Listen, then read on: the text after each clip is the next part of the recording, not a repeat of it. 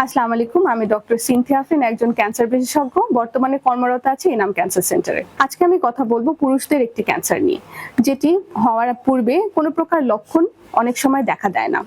তাহলে আমরা এটি ধরবো কিভাবে? হ্যাঁ, এটার জন্য রয়েছে একটি গুরুত্বপূর্ণ হাতিয়ার, সেটি হচ্ছে পিএসএ টেস্ট।